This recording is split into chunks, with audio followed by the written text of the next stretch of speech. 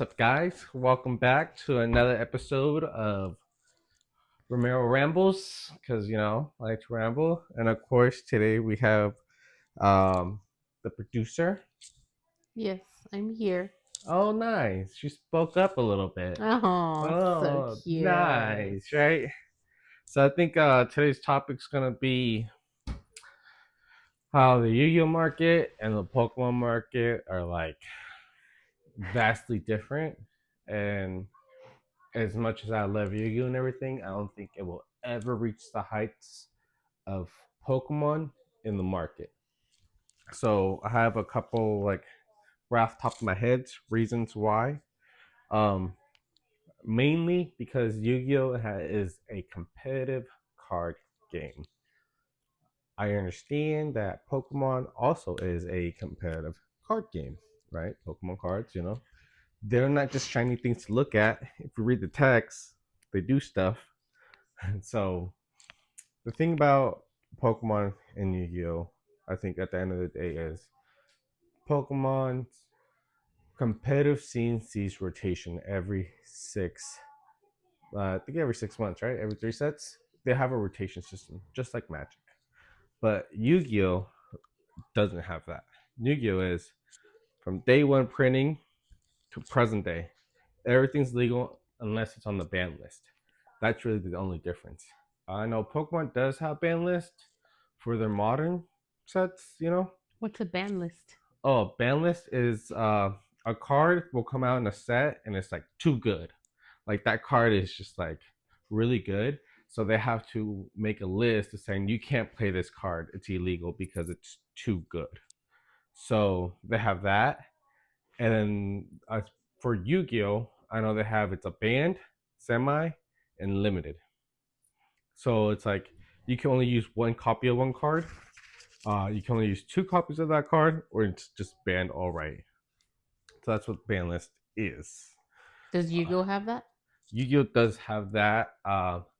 So, but the fact of Yu-Gi-Oh is from day one printing to present, you can use any of those cards, and they're still viable. So that's why in Yu-Gi-Oh, it's like more of a penny stock. You'll have a random like one card that's in like a common card that came out and 98 has two printings and it's a 10-cent card, but today it's a really good card in today's you know standard, so that 5-10 cent card shoots up to $5-10. There's tons of examples like that on Yu-Gi-Oh.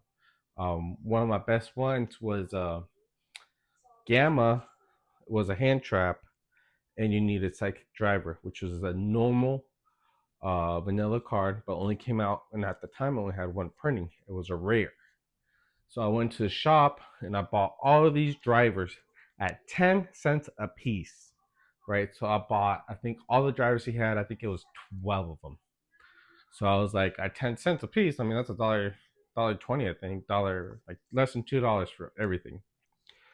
Then, but my boy was just like, bro, like, that's so dumb. Like, why are you picking up the drivers? You need gammas. Gamma is the big money. Gammas are $35 a piece. The driver is always a free card when you buy the playset. I'm like, well, I think it's a good investment because they're 10 cents. It only has one printing, which is a rare, right? And then he was just like, I guess. I'm like, dude, it's $2. You know, I'm gonna miss out $2, whatever. 2 weeks later, they announced a reprint of Gamma, and everybody was stoked about it because this $35 card is now maybe a $10 card. So now you can have a playset for $30. But here's the catch: they didn't reprint the driver. So what happened to that driver? That 10-cent card shot up to $5. So I made $4.90 off of each driver. And Wow. yeah. So there's a lot of instances like that in Yu-Gi-Oh. So you So just have not Pokemon? no, you can't do that in Pokemon unless a collector wants it. Unless it's something hot. Like right now with Pokemon, you have the Greninjas, the Celebration Greninjas, and the celebration Espions, right, Espion, because those right now they were floating around $10 cards, but because all the other celebrations went up, people start buying those cards out. So it's like a $10 card. Now it's like 25, 30 at the time of this recording. So they're Greninjas, but it's also like an inflated market because all the collectors and everybody's getting them graded. So they're going to flood the market with these things. And I think the hype's over with. But with Yu-Gi-Oh, it's just the player base is always going to, the competitive player base is always going to inflate those cards. Also, um, another good example why Pokemon and Yu-Gi-Oh are vastly different, and Yu-Gi-Oh will never reach Pokemon status is also because if you look at a random card, let's say a Mankey, right? The Pokemon Mankey, it's a basic card, right? Mankey's been around since Gen 1. Ash had a Mankey. He also had and evolved into a Primate, right? So that Mankey card is one card from 96. So that one specific Pokemon, since first generation all the way till now, has so many printings because they can print the same card, different artwork, different rarity, different things, and they're just changing the attack on the card. So you can have all these main keys from first generation till right now. Yu-Gi-Oh does not have that luxury. Yu-Gi-Oh only has a handful of monsters they can reprint and have an extra like alternate art. But I think Blue Eyes is the one with the most artwork. I believe Blue Eyes and Dark Magician. So it's like they're more limited. I mean, right off the gate, you have 151 Pokemon that are just from day one, generation one till now, right? We're talking 20 some years of them. They could just print the same 151, different art, different rarities, different everything. But Yu-Gi-Oh does not have that luxury. So Yu-Gi-Oh doesn't fulfill a lot of the collector base. They used to do it with Shonen Jump, but the thing about Shonen Jumps is they went online, they stopped printing the magazines, and a lot of issue was with the Shonen Jumps is like when I was a kid, you had Thunder King Rivals, right? Their secrets, I think they were flowing at $25 a piece, roughly there. That's how much the magazine cost. That's why these rivals were that. But you had people go into Barnes and Noble, see the Shonen Jumps, open it, and take out the Ryus. So half the time, yeah, it wasn't even worth it. If you found a sealed Shonen Jump, you just found gold. So there's a lot of stuff like that. So that's why a lot of like those alternate arts also don't exist in Yu-Gi-Oh. Now they're starting to do it. Now, like our last set I seen, I think it came in Bonanza. It was an alternate art, quarter century rare or Starlight rare. No, it was quarter century rare, but it was alternate art. So what that was nice. So I think for them to even reach a little bit of Pokemon type of money is they need to start doing more of that. Make a competitive card, a really good card, have a normal print, and then go Starlight rare on the alternate art. If they did that, right, I think it would blow up the the collective scene a lot. It would help it a lot because now you have a high end card that seems playable, okay, and after the next format, that high end playable card isn't going to be as used anymore, so it's always going to go down. But on the tail end, if you got that card in an alternate art at the highest rarity, now a collector can be like, ooh, I want that card. I like that card. I want to keep it. And that's where you can get more collectors into Yu-Gi-Oh! Not just your average Joe that sees a Dark Magician, but it's like, hey, I remember that card. Hell yeah, I'll spend $1 on that Dark Magician. Very few cards hit that. Like one of the most iconic cards, the Exodia pieces. I think a PSA 10 full set LOB first sold for 22,000. That's a lot. For a set of cards? Yeah, a 5 set, 22,000. But that's not like for you to get that. is really hard because you need left leg, left arm, right arm, and the head of Exodia to be perfect 10s, first eds. But Pokemon, on the other hand, has cards that hit well over 20,000 just on a single card. Not saying 5 cards, right? Now you have to have 5 identical cards from the very first set. So it's like harder. So the threshold for that is a lot higher than it is on a Pokemon card, right? I mean, you have Espeons to get their peak to hit 2,500 apiece, right? So now you have like the Rayquazas, of course, the Charizards, all those. You have the dogs. You have a random ass Trico that's like $6,000. It's a fucking Trico, okay? Like who? Like what? It's a fucking Gen 2 starter. So it's not even that cool, but still, it's like 6 grand. So it's just like Yu-Gi-Oh will never hit Pokemon money, and a lot of people need to understand that. I, as a competitive player, no, because I had Cashiera when it was $1,500. Okay, now that deck's maybe 150 bucks, 200 bucks, right? Pressure plants were $100 a piece when I bought them. Now they're like $5. So it's just like that. I had a rescue rabbit back in 2012. I have a, let's see, I don't have my mat. I thought I had my mat here. I had a whole bunch of random mats here, but I don't have my 2012 one. I have my 2018 national mat. If you guys want to see that, it looks just like that. Anyways, so we're getting off a little topic, but yeah, 2012, that Rescue Rabbit Dino deck, it was like $1,500, right? Dino Rabbits. Rescue Rabbits are at $65 a piece. You have tour guides at $150 a piece. So a set of tour guides runs you $450 plus, that's 6 cards. And 6 cards, you're looking at $700.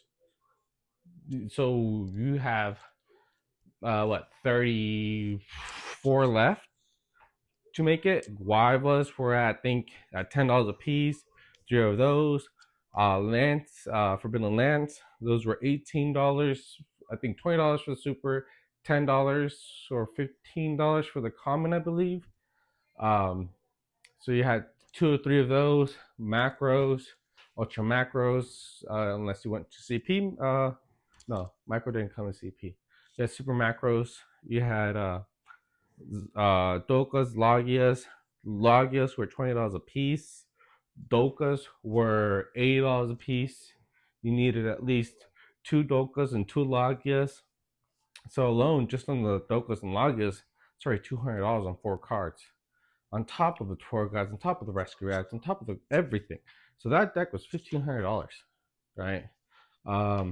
When what was it? I think when Zodiac came out, that deck was also like $1,500, $1,200. Sky Striker was a little expensive. It wasn't too expensive. It was, I think, engages were $100 a piece.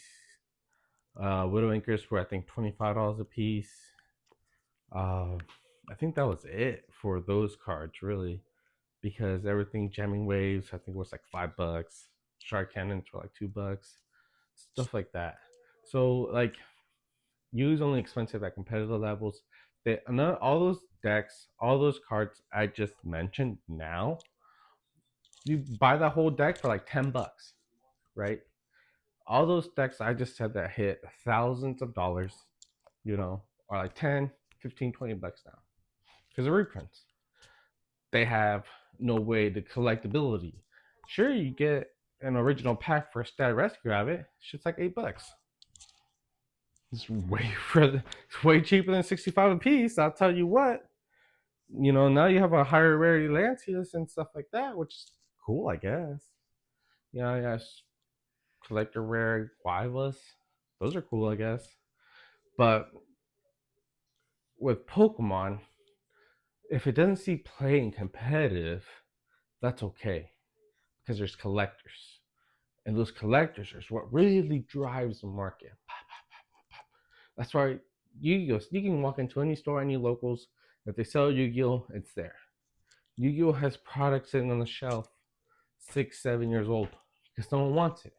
Unless there's a card in that set that blows up, that's when people want it. With Pokemon, the older the set, the more money it's worth.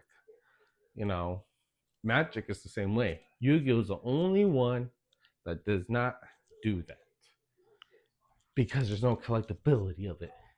At least Magic has a reserve list. Cards that they will not, they said, here's a list of cards.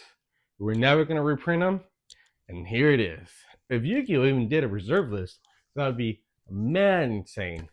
But they won't. They can't. I mean, I guess the only thing that's in. No, I was going to say prize cards. Prize cards were reprinted. Nirvana was reprinted. Big Hand was reprinted. All these prize cards, I think Blood Mist was reprinted too. Dark End Dragon. That was reprinted. That was a price card. Got reprinted as a Shonen Jump promo, and then it got like 5, 6 more other printings. So you have this really collectible synchro monster that was up here, and it just started going down. So the way that Konami makes the game cheaper also hurts the players in a way because there's no collectability. So if they did the extended arcs, if they did all these other things, which they can, bless you, bless your soul, bless your soul, child. Sorry, guys. It's okay. So if Yu-Gi-Oh did something like that, it would help out a lot of the collectors. That would help out a lot of people. You know, I have like right here, I have a ultimate, ulti Exodia head turbo pack, exclusive pack, right? I believe it's turbo pack. Yep. OP. Okay. This is a $10 card. This is an ultimate rare. $10. Like, you shitting me? Like, what? Okay. You have an iconic card, a really good print, and an exclusive pack. It's $10. That sucks. That really sucks. But one thing with Yu-Gi-Oh, for sure, and you know, like right now, I technically have 3 of them. But I've been in Yu-Gi-Oh for so long, and I've been around this for ages. All right, I have the foresight. Let's see, I'm looking for a card. I don't have it on me. I have the foresight of saying, right now, these Exodias are $10 a piece. Okay, they came out 3 years ago. $10 a piece. That's really good. It's good. It's good entry, right? It's pretty cheap. $10. $10 for an iconic card. Exclusive packs, and I took care of it. It's mint. Still sleeved up. In my head, in 5 years, not even 5 years, I think in the next 2 years, it's gonna be a $30 card. Easy. Easy. Because it's an iconic card. And the way that Yu-Gi-Oh is, they're gonna print out the rest of the legs in ulti form, making, because the head is one of the most expensive pieces. It's always one of the most expensive pieces because the main, the picture. This will go up. This will 100% go up if they release other pieces. This head from $10 to potentially $40 to $80. If not, it will gradually just go up. Look at the DDS ahead of Exodia, right? It's the worst one out of all 3 of them. Dark Condition Blue Eyes had Exodia. It's the worst one of all 3, but it went up because we stayed the course. You stay the course, you get rewarded, right? You can't get scared. Let's see if I can find it. There's a card called Winter Cherries, right? Winter Cherries is a hand trap. If you're familiar, it's one of the older hand traps. Okay. So what makes Winter Cherries so special? It is a specific format card, right? When it's a tier 0 deck, comes out in Yu-Gi-Oh! Tier 0, that means everybody's playing it because it is The best deck without argument. This is tier 0 format. Boom. You know what's really good in tier 0 format? Winter cherries. Why? Because everybody's running it. You have extra cards. Why not banish your, the best things in the extra deck? So winter cherries right now, if you look at it, $8 to $10 all day, every day. Ultis, right? Ultimate rares from tournament pack, $8. It's pretty cheap. Pretty cheap. So you're telling me if I buy maybe 6 of them, 9 of them, play sets, 3 play sets, that's 9. That's 16. That's 24. That's $48. That's like $72. So less than $100. Once that format hits, we don't know when that format hits, but when that format hits, that winner cherry, that $8 ultimate rare, shoots up. It always shoots up. It doesn't matter if it's a common. There's tons of reprints of this winter cherries, but because it's the highest rarity, second I guess for Starlight, but second highest, right? It will shoot up to 40, 50, $60 a piece. Easy, all day, every day. Okay. So that $8 just turned into $40. That's a $32 profit. Now you times that by 9. Now you got a good chunk of change. So Yughio allows you to do that. Invest in penny stocks. But Pokemon and Magic don't do that. I know a little bit of Magic does it sometimes. And a card goes underrated, like under the telescope of everybody, and all of a sudden it just shoots up. I just saw it on a fetch land. The 42-cent fetch land in Magic right now shot up to $5. That means 50 cents. You're making $4.50 if we just bought a whole bunch of those fetch lands. Supply and demand, people. But that's like one thing about Yu-Gi-Oh. You can play it as a stock market. With Pokemon, you can play as a stock market because everybody likes to see that. Look, S&P only grew 8%, 10%. Well, this fucking Charizard just and Bubble Mew just shot up 300-400%, right? But no one's talking about Yu-Gi-Oh's penny sell market. No one's talking about, oh, I can just invest $3 on 10-cent cards. Now that $3 just shot up to $5 a piece on each card. No one talks about the guy that had the foresight to see tour guide, read it when it was a $10 secret. No one saw him and he bought 150 of these tour guides at $10 a piece. So this guy cashed out $1,500 in 2012 and bought all these fucking tour guides. And you know what he did? He sold them all. Really? He sold every single one of them. You know how much he sold each tour guide for? You guessed it, 150 fucking dollars each tour guide.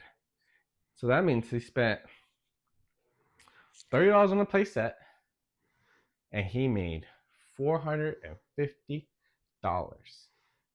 off of each play set. That's ridiculous. No one talks about that guy.